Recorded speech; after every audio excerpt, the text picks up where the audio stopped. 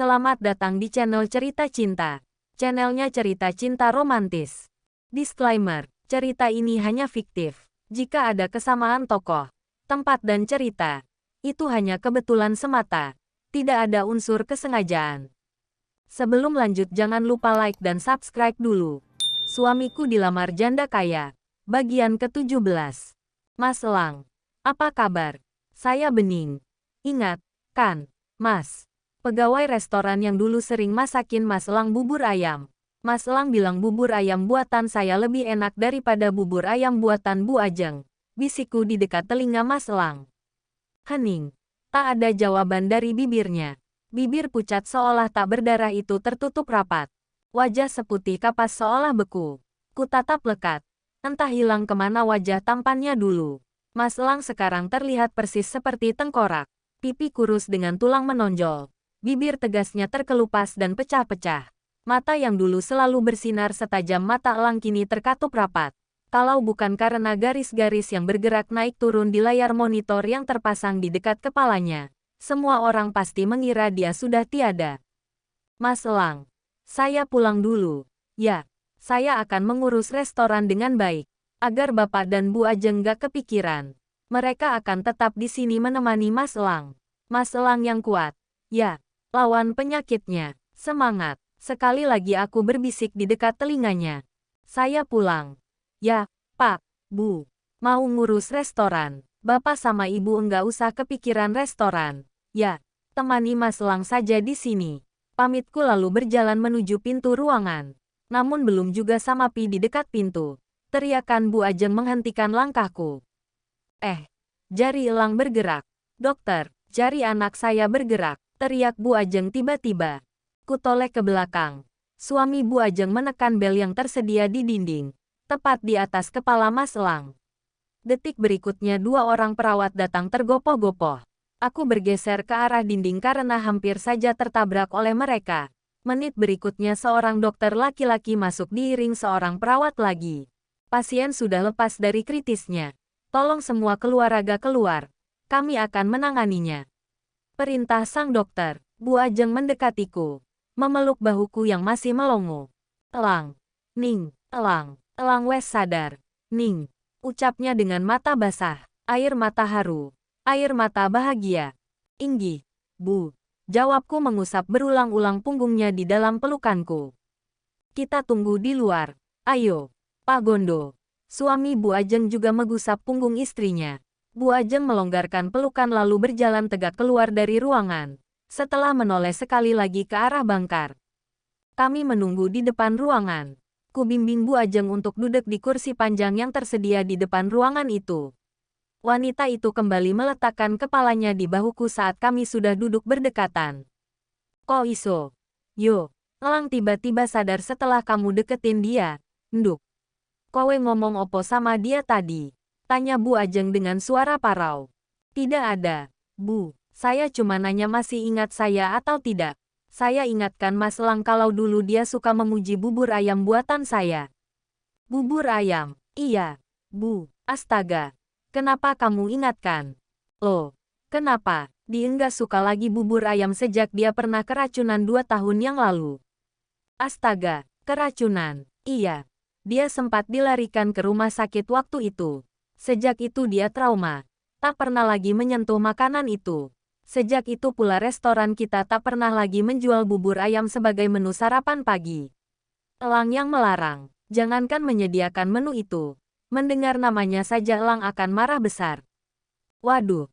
Mas Elang pasti marah sama saya. Bu. Saya sudah menyebut itu tadi. Saya ingat dia setiap pagi minta saya masakin bubur ayam dulu. Maaf. Bu. Saya tidak tahu.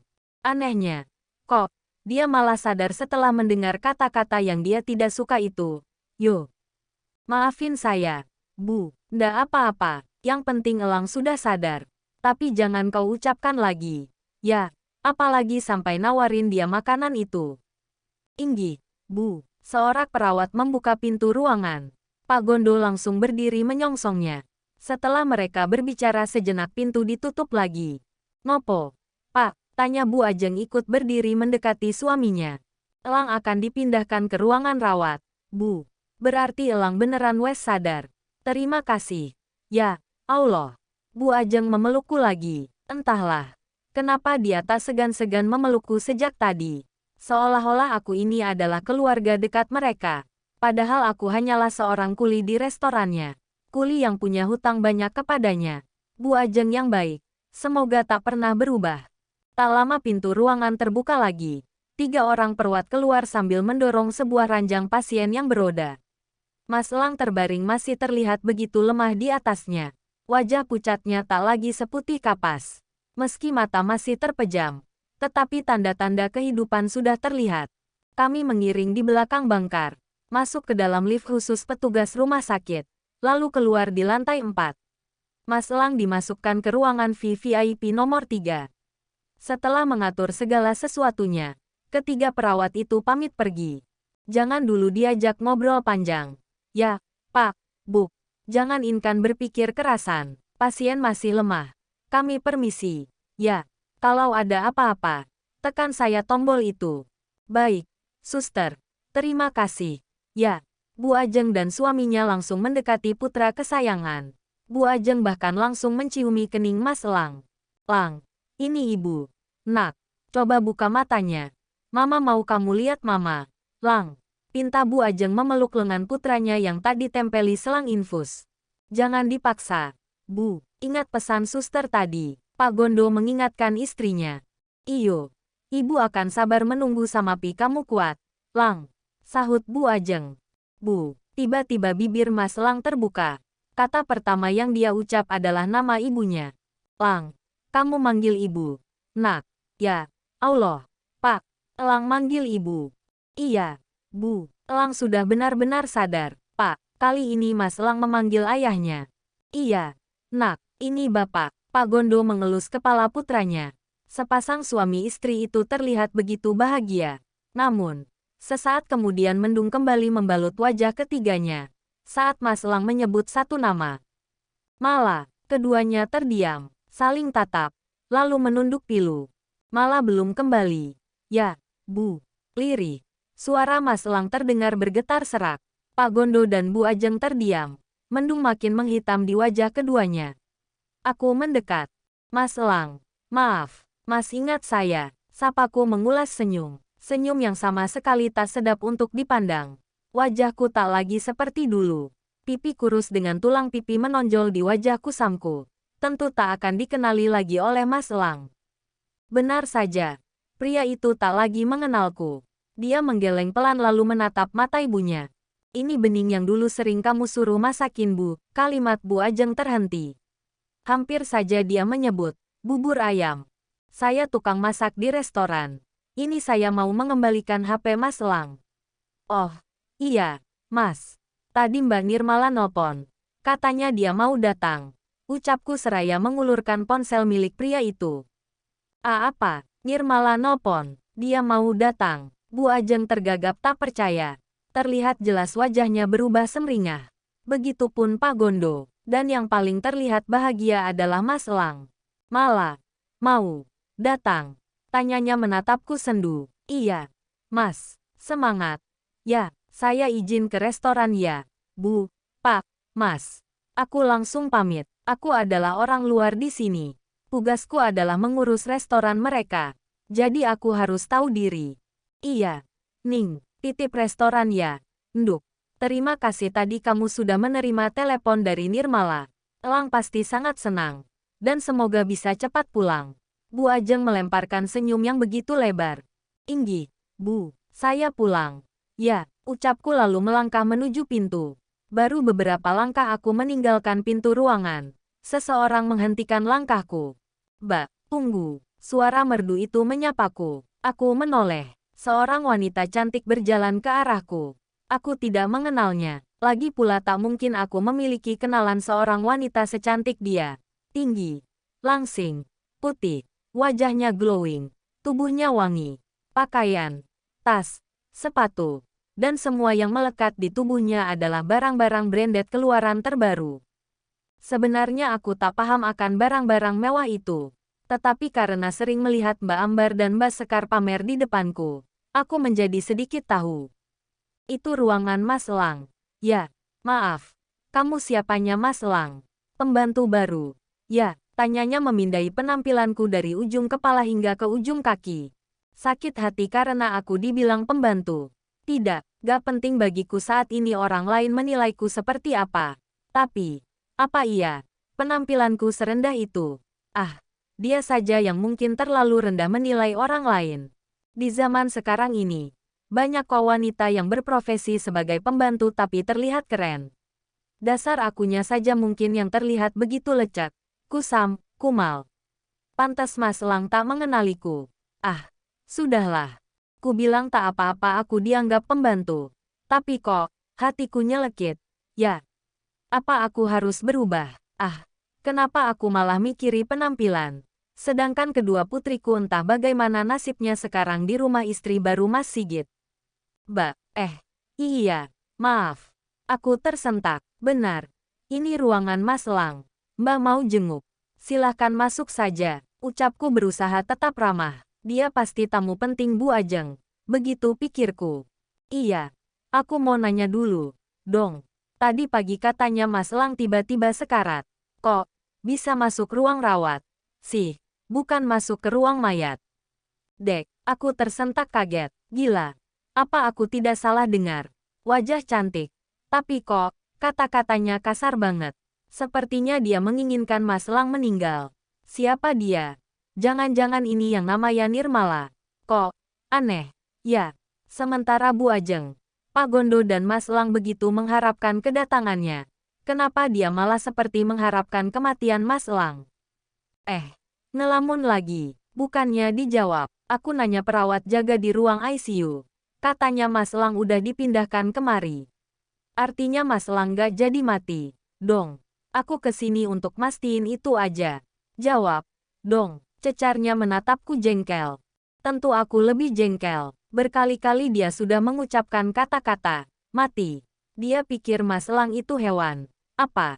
Mulutnya lemes banget berkata kasar seperti itu.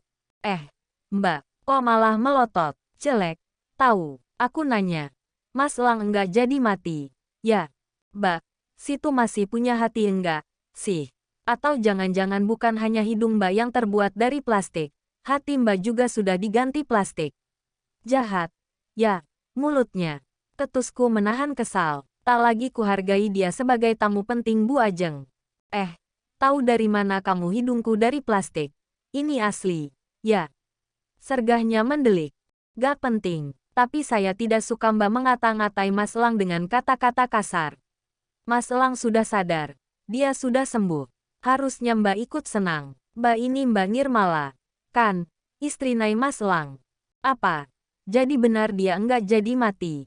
Ah, sial. Perempuan itu mengumpat. Lalu ngeloyor pergi. Sama sekali tak menjawab pertanyaanku.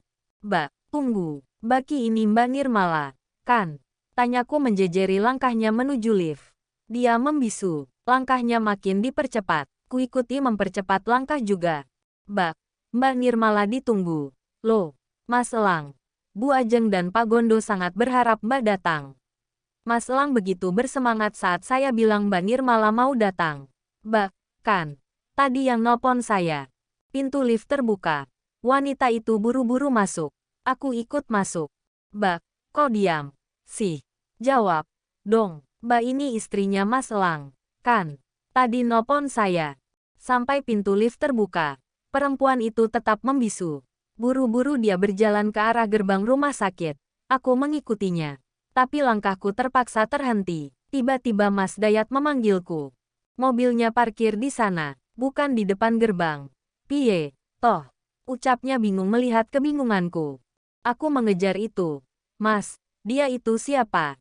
Ya, tunjukku ke arah perempuan tadi. Mana? Mas Dayat mengikuti gerakan telunjukku. Perempuan tadi sudah menghilang. Tak ada siapa-siapa lagi di sana. Banyak mobil taksi yang berlalu lalang. Mungkin dia sudah naik salah satunya. Kamu nunjuk yang mana? Ning. Tanya Mas Dayat makin bingung dengan tingkahku. Enggak ada. Yuk, pulang. Antar saya ke restoran. Pintaku berjalan ke arah parkiran khusus roda 4. Ya. Sahut Mas Dayat mengikutiku. Saat mobil sudah melaju keluar dari lokasi rumah sakit, Ponsel Mas Dayat berdering. Dengan tangan kiri pria itu merogoh saku celananya, menyentuh layar, lalu menekan pengeras suara. Halo, Kak Runi, kami udah di jalan menuju restoran. Ada apa? Sapa Mas Dayat. Rupanya Kak Runi yang menelepon. Kamu sama Bening? Tanya Kak Runi dari ujung sana. Iya, ini Bening di sampingku. Ono opo? Toh, tunggu. Sek, bentar lagi kami udah sampai di situ.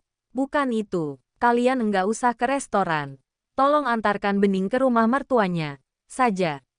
Rara demam. Tadi suaminya si Sigit nelpon aku. Apa? Spontan ku rebut ponsel milik Mas Dayat. Kak Runi bilang apa barusan? Rara demam. Teriakku panik. Iya.